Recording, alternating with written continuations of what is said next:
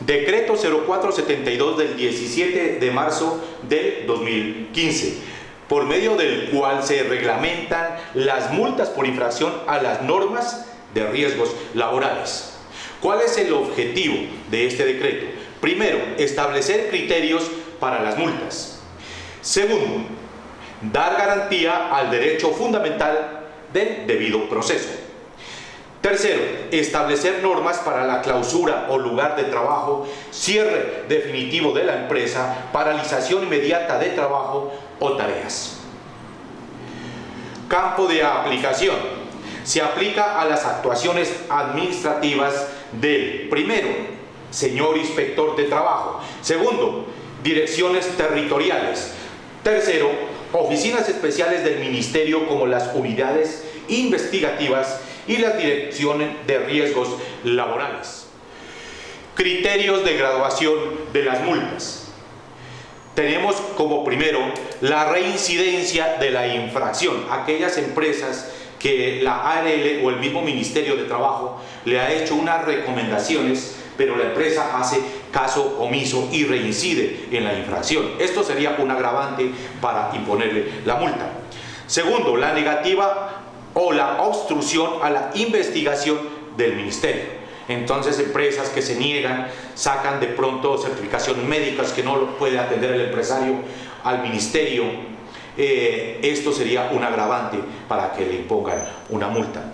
La utilización de medios fraudulentos, aquellas empresas que llenan actas haciéndole firmar a los trabajadores de que sí recibieron las capacitaciones, sabiendo que esto no se hizo. Esto sería un agravante para que le aumenten la multa a la empresa.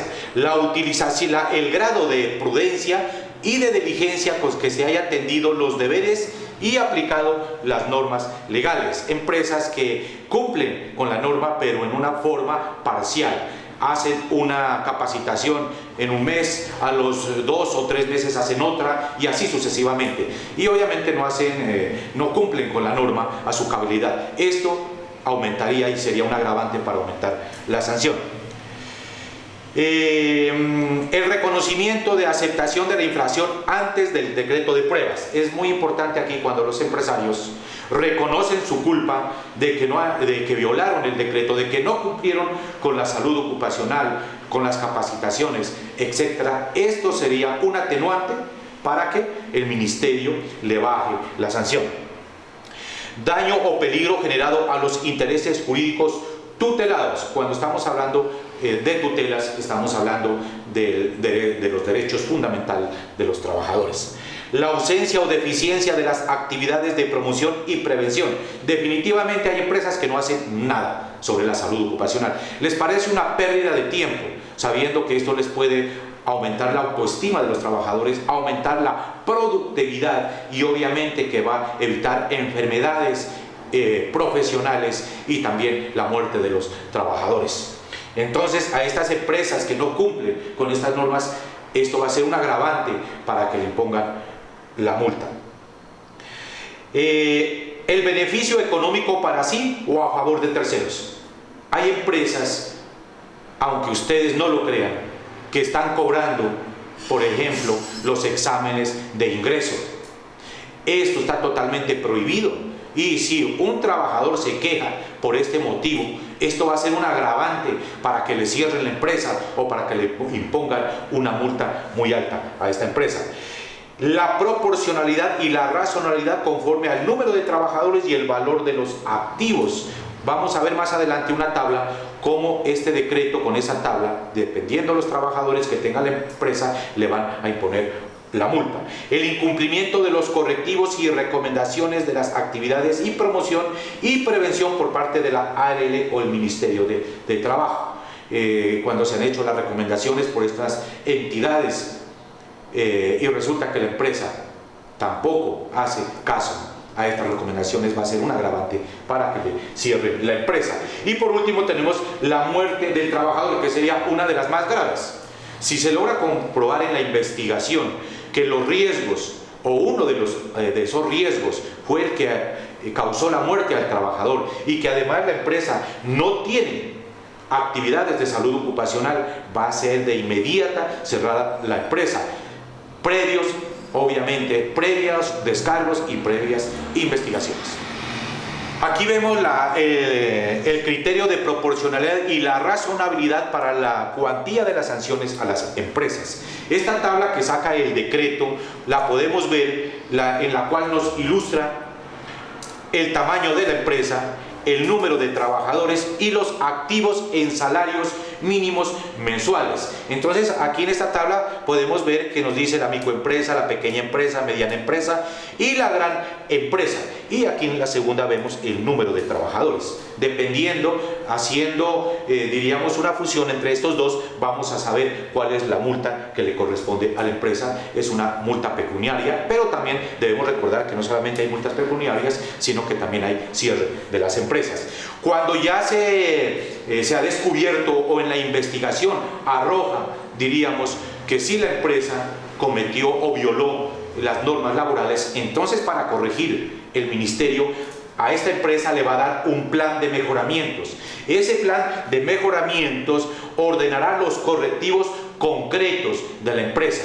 Ejemplo, si no tiene señalización de pisos, demarcación de pisos, de paredes, le van a decir a la empresa, el ministerio, que debe hacer esos correctivos y le van a dar un tiempo prudencial para subsanar y prevenir las situaciones irregulares que se estén presentando dentro de esa empresa. Ahora, el plan de mejoramiento tiene dos aclaraciones muy importantes a tener en cuenta. La primera aclaración dice que el plan de mejoramiento no impide que el Ministerio de Trabajo sancione a la empresa que haya incumplido la norma. Debemos dar un ejemplo aquí, que de pronto van a haber empresas que creyendo que le dieron un plan de mejoramiento no le van a imponer la multa. Así le den ese plazo para mejorar, para corregir los riesgos que hay en la empresa, obviamente que va a ser multada. No se va a salvar esa empresa. De todas maneras, tiene que cumplir con el plan de mejoramiento y además va a ser sancionada. La segunda aclaración, el incumplimiento o el cumplimiento parcial del plan de mejoramiento ordenado conllevará a la imposición de sanciones. Empresas que de pronto hacen caso omiso o no desarrollan ese plan de mejoramiento o simplemente lo hacen a medias, con un pequeño maquillaje. Esto conllevará a una sanción y esto será un agravante. Esto puede conllevar al cierre de la empresa. Tenemos por último las sanciones. Primero, el inspector de trabajo como policía administrativo podrá ordenar el cierre o la clausura del lugar de trabajo así. A.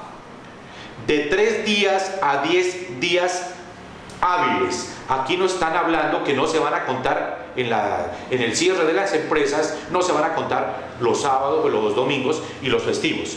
B. De 10 días a 30 días calendarios.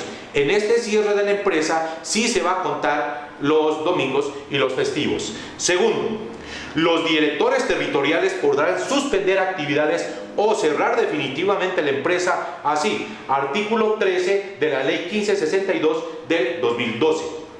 A. Reincidencia o continuación de los hechos. Cierre de la empresa por 30 días calendarios. ¿Qué quiere decir? Que no van a contar los dominicales ni los festivos. Pero ¿cuál sería la causa en este caso? Dice que la reincidencia, ¿no? Cuando empresas, ya habíamos dicho anteriormente, hacen omiso, lo más común que se presenta es hacer caso omiso al traslado del trabajador a otro puesto de trabajo. Hay empresas que son muy pequeñas y no tienen dónde hacerlo, ni siquiera creando otro puesto de trabajo. Pues la empresa tiene que cumplir, así sea acompañando a la recepcionista, el señor ahí haciendo, despachando, atendiendo al público, algo que lo traslada del puesto de trabajo porque el médico dijo que no podía continuar. Y si la empresa no lo hace, obviamente que va a ser cerrada la empresa porque ya es reincidente. También podrá imponer cierre de la empresa hasta por 120 días hábiles o cerrar definitivamente la empresa. Aquellas empresas que tienen riesgos muy altos y no hacen salud ocupacional. Por ejemplo, la mayoría de las empresas transportadoras, esas empresas escolares que tenemos aquí en Colombia, que cada rato se accidentan y podemos ver ahí que ellas son, no hacen caso omiso a las recomendaciones del ministerio. y vemos esos accidentes, como los niños sufren los accidentes, estas empresas pueden llegar a ser cerradas hasta con 120 días. Por último tenemos tercero, el inspector de trabajo también podrá ordenar la paralización o prohibición inmediata de trabajo y tareas hasta que no se cierre o se corrija el riesgo inminente que existe en la empresa. En este caso no cierran la empresa, aquí están diciendo que simplemente las tareas, por ejemplo, de una sección. Entonces esa sección será cerrada porque en esa sección existe el riesgo. Entonces hasta que no se corrija el riesgo de esa sección, obviamente que la empresa va a ser sancionada. Tenemos el cuarto punto, el cierre o suspensión de actividades serán impuestas mediante auto debidamente motivado. Quiere decir que en ese auto debe decir cuál es el motivo por el que se cierra esa empresa. Y por último tenemos el quinto punto, que es en ningún caso la suspensión de actividades o cierre o lugar del trabajo puede ocasionar detrimento a los trabajadores. Esto quiere decir que los trabajadores van a recibir todo su sueldo. Si la empresa fue sancionada 30 días, el salario a los trabajadores no se lo tienen por qué quitar, se lo tienen que pagar todo completo, y además no tiene que afectar las primas, las vacaciones, las cesantías, también serán pagadas completas. Y por último tenemos que el trabajador puede solicitar investigación a una empresa en forma anónima. ¿Por qué puede solicitar una investigación? Porque no le están entregando la dotación, porque no le están pagando las horas extras, o aún más, inclusive hay empresas que están pagando a la seguridad social